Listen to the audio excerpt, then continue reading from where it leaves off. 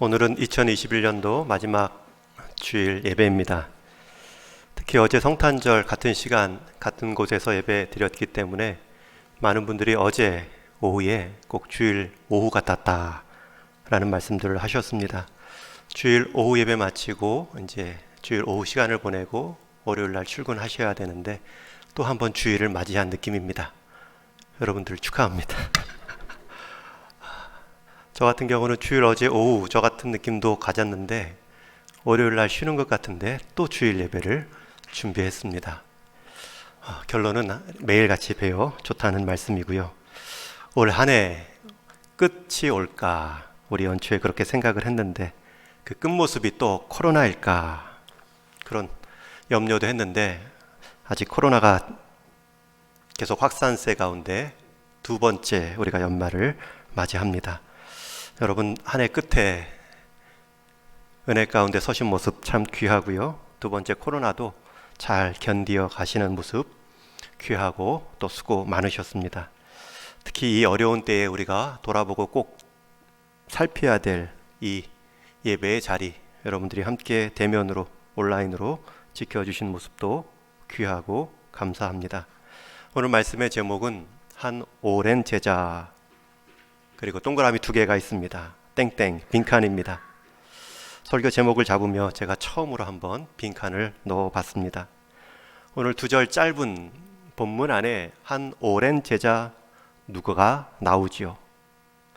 가벼운 질문입니다. 한 오랜 제자 그 빈칸에 들어갈 이름은 누굽니까? 나손이죠. 제가 이 질문을 설교 마칠 즈음에 또 한번 똑같이 드릴 겁니다. 성경 본문을 같이 봉독할 때에 한 오랜 제자 나손 정확히 나옵니다. 여러분 이 나손이라는 인물은 성경 전체 내용 중에 이 16절 한 절에만 한 번 나오는 인물입니다. 그에 대해서 알 수 있는 것은 많은 설명이 아니었습니다. 딱 한 가지 수식어지요.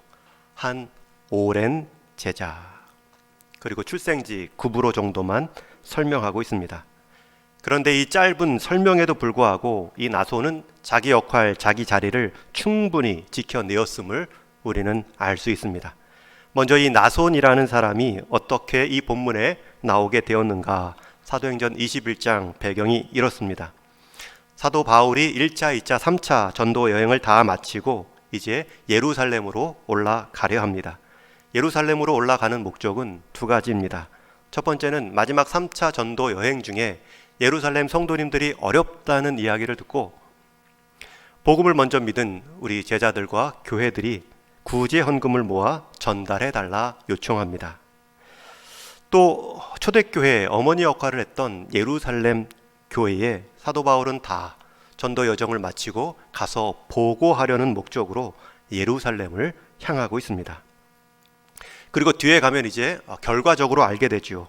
하나님은 이 예루살렘 일정을 통해 결국 사도 바울을 로마에까지 보내시는구나. 그곳에서도 복음이 들리게 역사하십니다. 그런데 이 21장 내용만 보아도 이렇게 분명한 중요한 목적을 갖고 출발하는 여정 속에 주변 사람들이 예루살렘으로 올라가지 말라고 두 번이나 말립니다. 첫 번째 말린 부류가 바울의 제자입니다. 우리 4절 말씀 같이 읽습니다. 시작.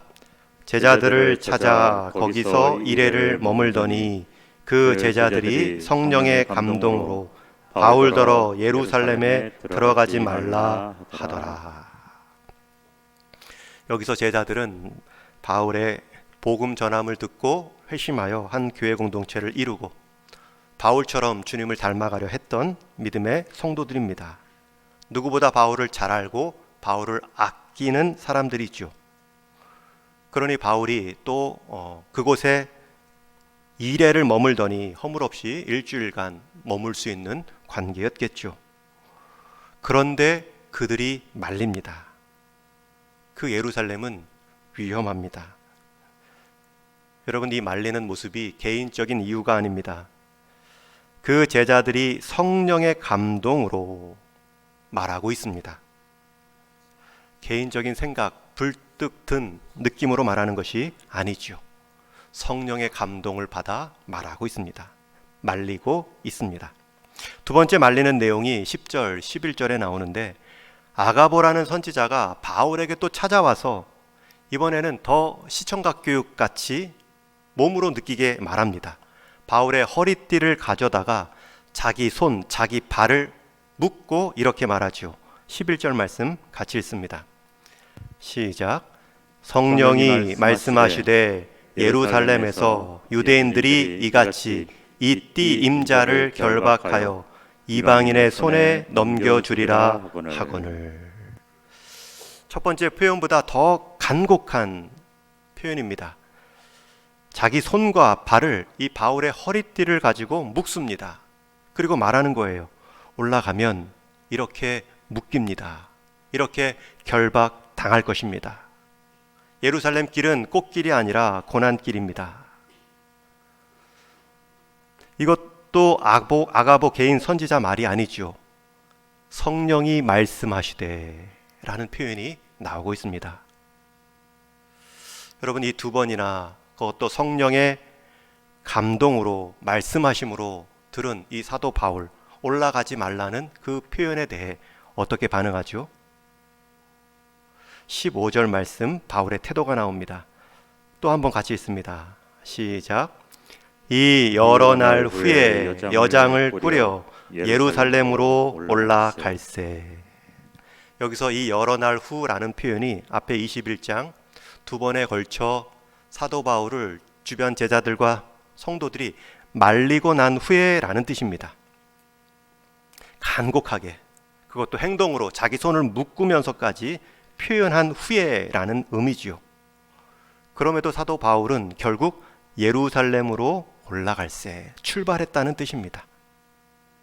그 가운데 여장을 꾸리고 있습니다. 여행에 필요한 준비물들을 꾸리고 있는 바울입니다. 여러분, 그때 바울의 심정이 어떻겠습니까? 두 번이나 성령의 말하심을 듣고 분명한 고난과 결박당함이 있다는 그 길을 떠나기 위해 여장을 꾸리고 있는 바울의 심정.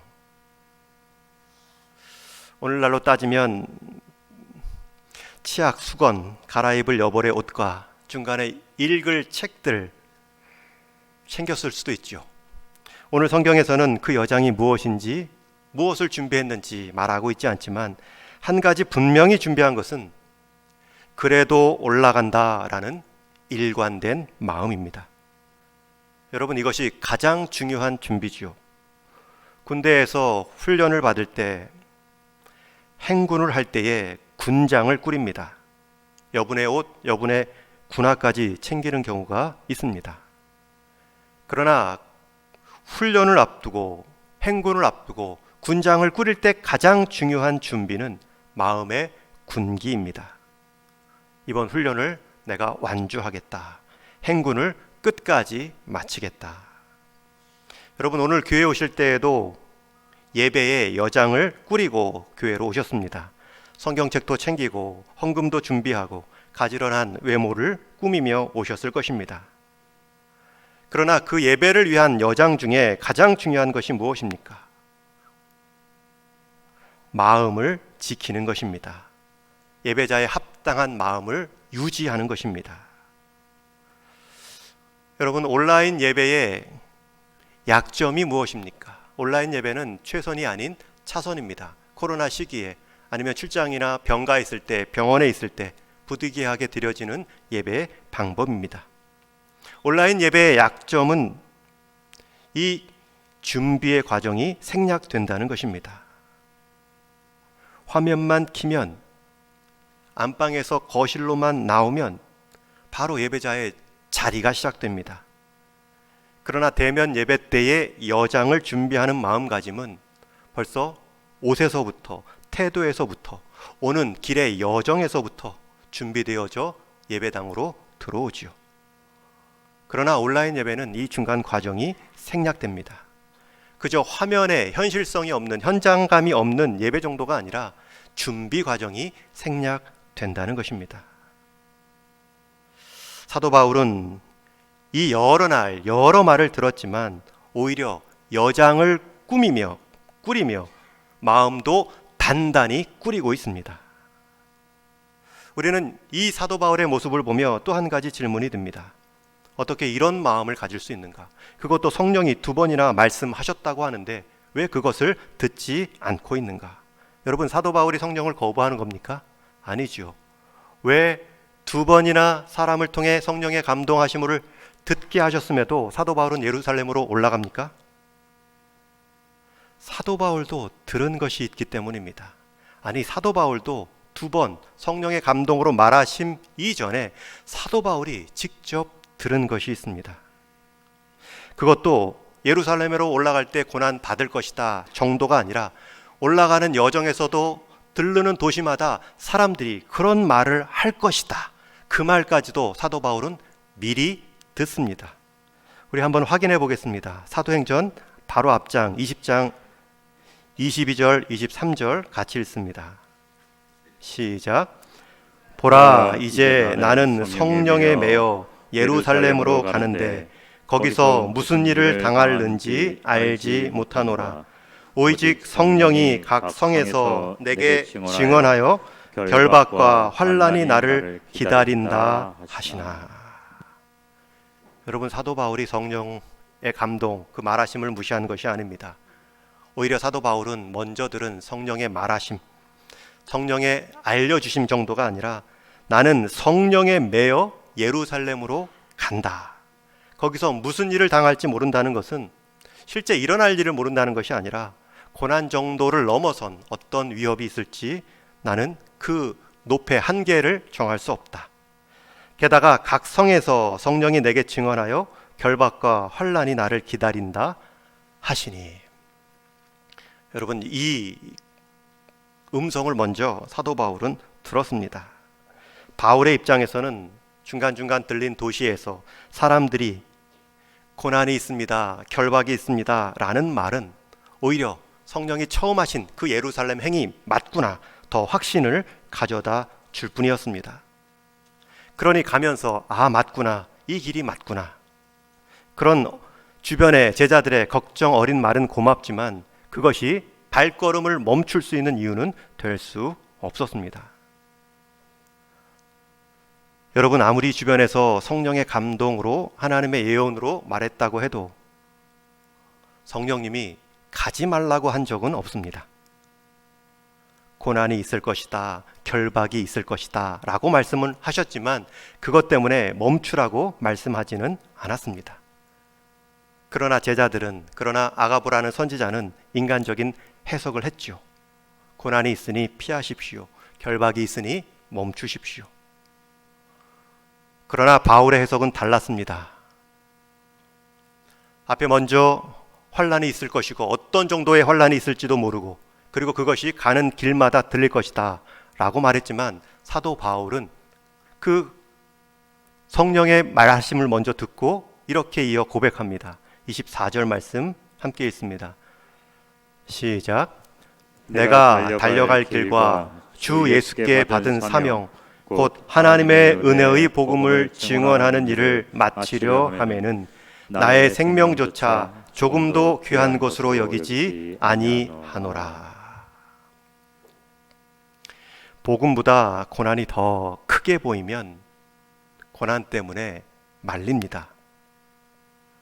그러나 고난보다 복음을 더 크게 보면, 고난보다 복음이 더 크게 들리면 고난 정도가 아니라 심지어 자기 생명보다 더 크게 복음을 은혜 가운데 여기며 그 여정의 길을 멈추지 않습니다. 사도 바울은 이미 예고한 그 길의 장애물을 장애물로만 여기지 않습니다. 그 길을 이루실 하나님의 사인으로 보았습니다. 여러분, 우리 믿음의 길, 고난이나 결박당함이 없는 것이 고난의 믿음의 길을 잘 가고 있는 보장이 아닙니다. 믿음의 길, 그 여정에도 고난과 결박당함이 있을 수 있습니다. 사도 바울은 고난보다 은혜의 복음을 더 크게 보았습니다. 자기 생명보다 자기가 받은 은혜의 복음을 더 크게 여겼습니다. 이 결심을 본 주변의 사람들은 더 이상 말리지 못합니다. 오히려 제자들 몇이 그 여정에 함께 참여하겠다 가이사랴에서부터 찾아옵니다. 바울에게 복음을 듣고 삶이 변화되어 그 복음의 빛을 갚는 마음으로 자원하여 찾아온 제자들일 것입니다.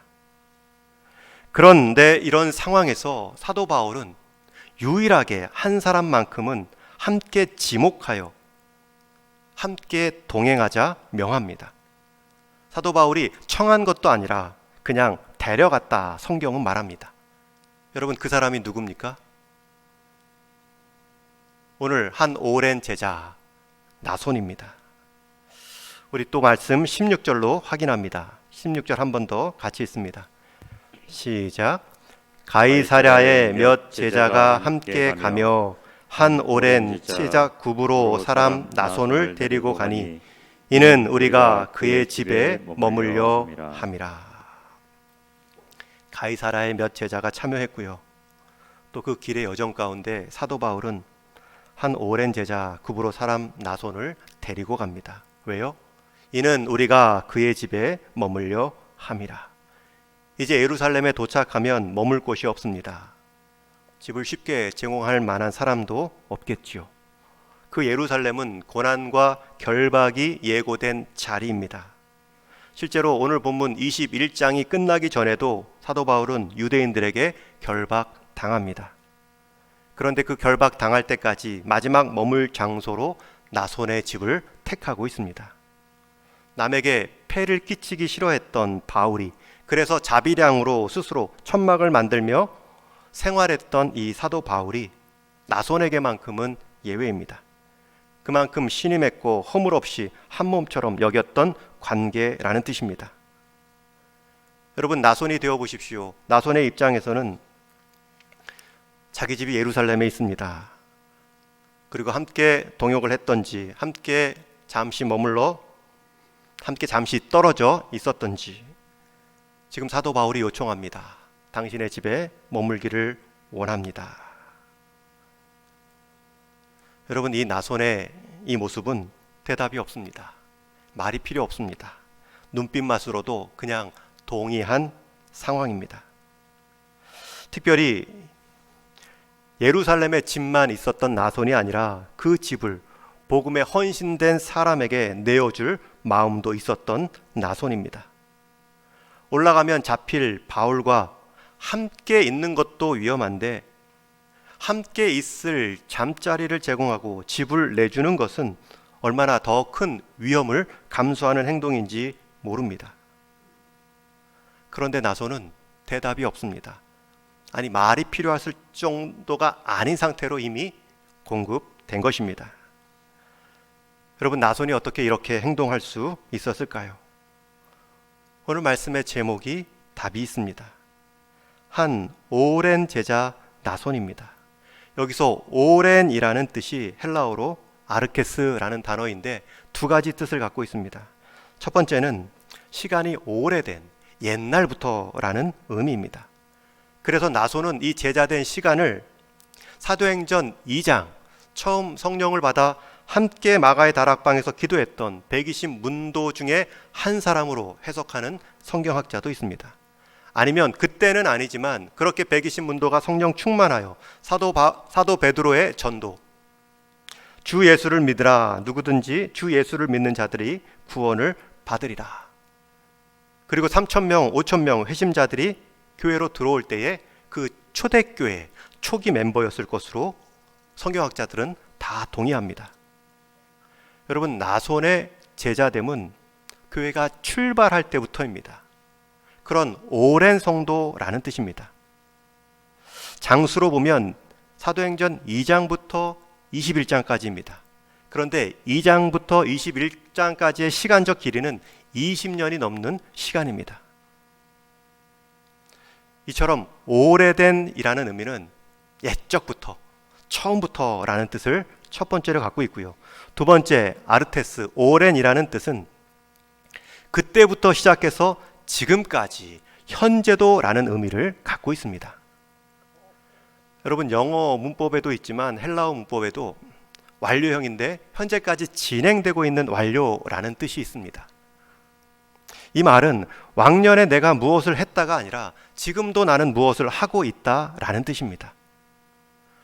이 오랜 제자라는 말은 오래된 제자, 시간이 긴 제자라는 의미도 있지만 그 긴 시간의 제자도의 모습이 지금도 살아있는 이라는 뜻입니다.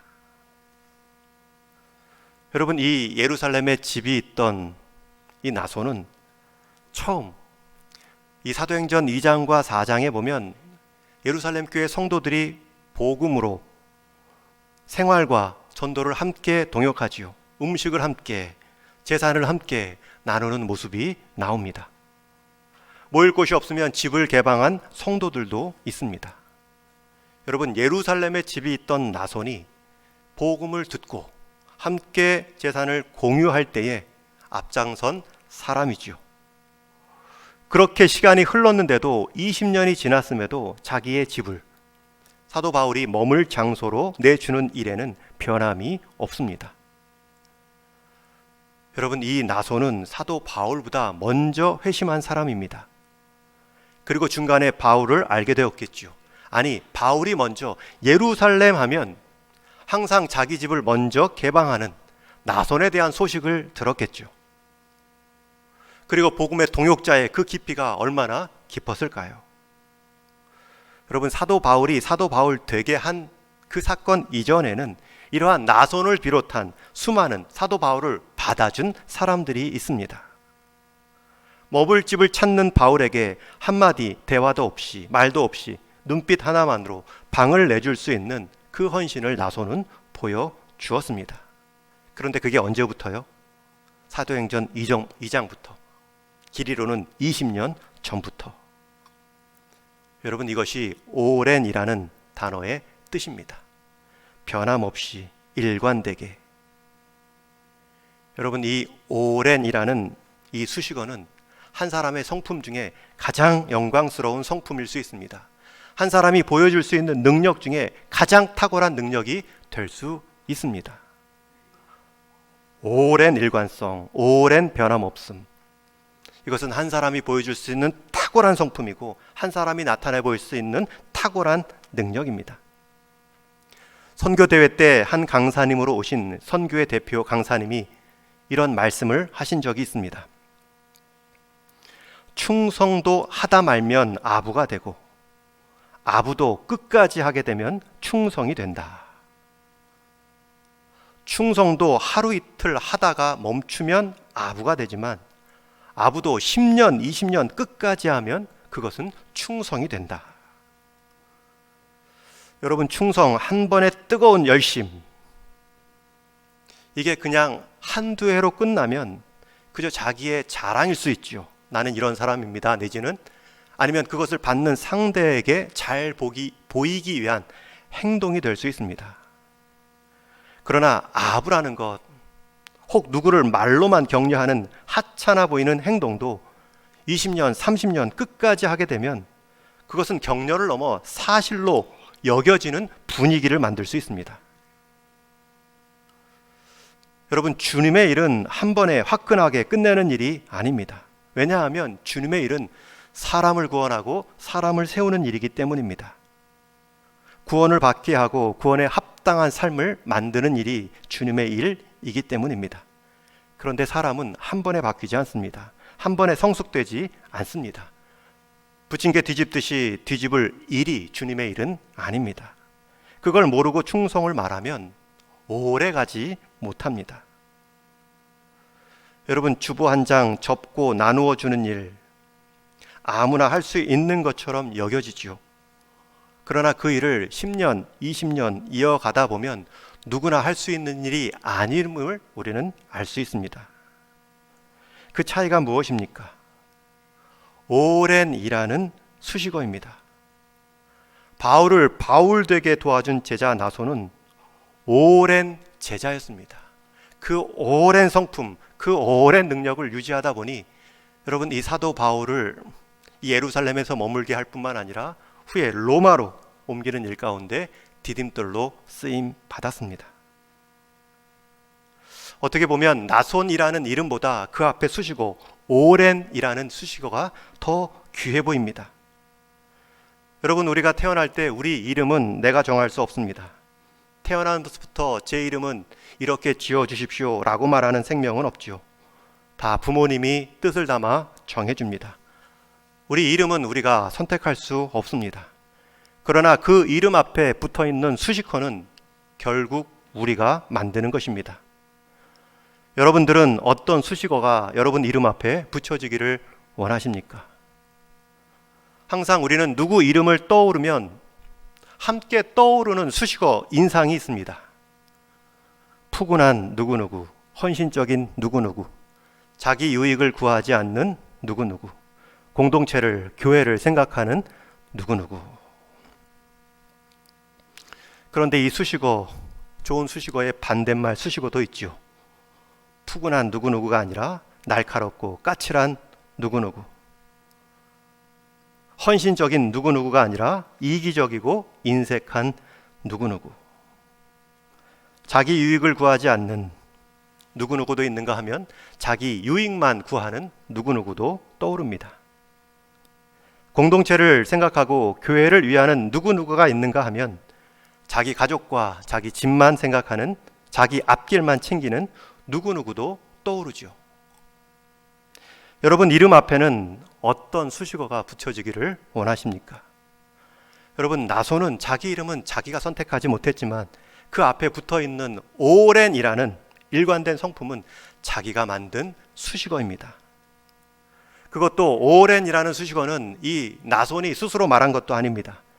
이 사도행전을 기록한 누가가, 의사 누가가 정확한 표현, 그리고 그것을 같이 돌려 읽으며 회람할 때에도 누구 하나 반대가 없었던 그 수식어를 나손 앞에 붙여주었습니다. 우리 교회에도 헌신적인 수식어가 붙을 만한 많은 분들이 계십니다.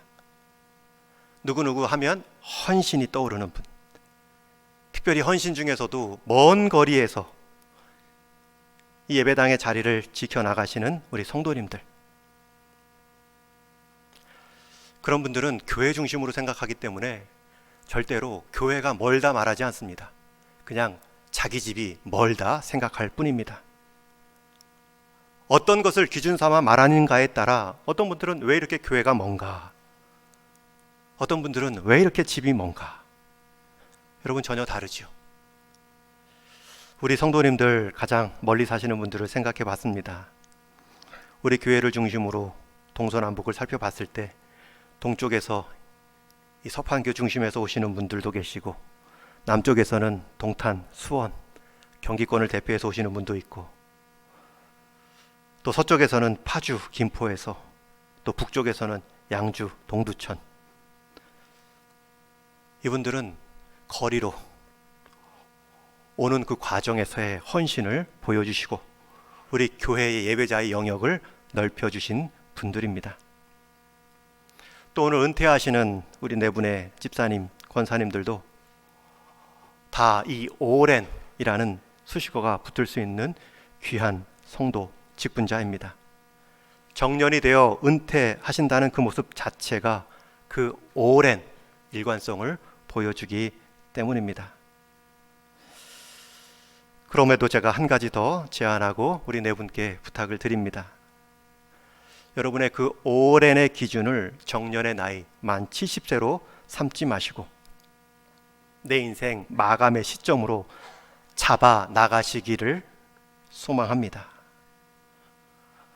우리 사람은 정년의 때에 맞추어 오랜 성도다, 정년에까지 직분을 헌신적으로 감당하셨다, 그렇게 사람 안에서는 말할 수 있지만 우리 주님께서는 너는 마지막 순간까지 나의 오랜 제자였구나, 그렇게 말할 수 있는 우리 네 분의 직분자가 되어주시기를 소망합니다.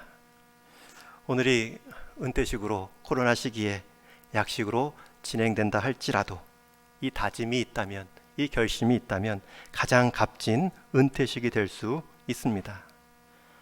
또 오늘 수료하는 우리 주일학교 학생들, 이제 시작입니다. 그 오랜 시간을 채워갈 수 있는, 그 오랜 시간의 시작을 앞당길 수 있는 귀한 때를 보내고 있습니다. 훗날 돌아보면 이렇게 한 매듭 지어주고 나를 위해 기도해 주신 분이 많고 격려해 주신 분, 우리 어르신들이 이렇게 많다라는 것을 알 때에 인생에 얼마나 큰 위로와 격려가 되는 줄 모릅니다. 이제 내년부터 우리가 예배 마치면 부를 찬양이 좀 바뀝니다. 주님 다시 오실 때까지 나는 이 길을 가리라. 내년도 폐회 노래이자 파송의 노래입니다. 그 곡의 가사가 이렇습니다. 주님 다시 오실 때까지 나는 이 길을 가리라. 좁은 문 좁은 길 나의 십자가 지고 나의 가는 이 길 끝에서 나는 주님을 보리라.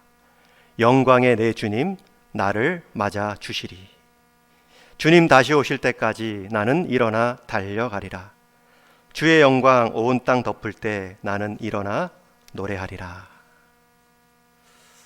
여러분, 우리 인생 그 마감 시간을 직분으로 두지 마시고 우리 인생 마감하는 시점까지 넓혀 가심으로 주님께서 우리 인생 보며 너는 마지막 순간까지 오랜 나의 제자였다 라고 주님의 칭찬 받는 우리 동인의 성도님 되기를 축원합니다. 이제 말씀의 서두에서 드렸던 질문 하나를 다시 드리고 말씀을 맺습니다. 서두에서 드린 한 오랜 제자의 땡땡이 정답은 나손이었습니다.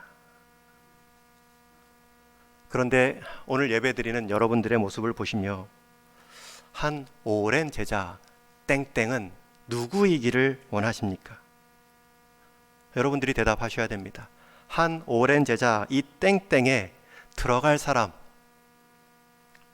누구 다른 집사님, 장로님 떠오르지 마시고 저는 우리 성도님 본인의 이름이 떠오를 수 있기를 축원합니다. 한 오랜 제자 광열.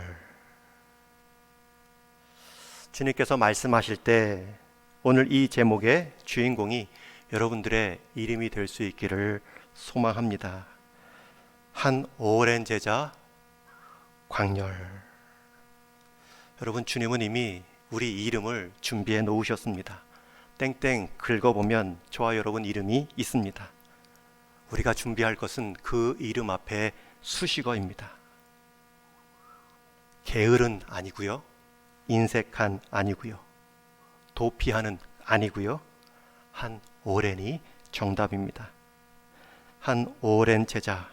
하나님은 이미 우리의 이름을 준비해 놓으셨는데 우리도 그 이름 앞에 알맞는 수식어를 준비하고 채워갈 수 있는 새해가 될 수 있기를 주님의 이름으로 간절히 축원합니다. 우리를 구원해 주셨을 뿐만 아니라 우리를 통해 주님의 아름다운 구원을 이루어가게 하시니 감사를 드립니다. 주님의 구원, 주님의 복음을 우리 인생 통하여 오랜 순종으로 드러내 보일 수 있는 우리 동인교회 되게 하여 주옵소서. 혹 그 인생 여정 가운데 고난과 결박이 예고되어 있다 할지라도 그것이 복음보다 크지 않음을 기억하게 하시어서 그것이 우리 생명을 하나님께로 옮겨지는데 막을 수 없음을 늘 일깨워 주시어서 오히려 주님의 길, 믿음의 길 가는 징표로 여길 수 있는 담대한 믿음을 더하여 주옵소서. 우리 주님 예수님의 이름으로 기도하옵나이다. 아멘.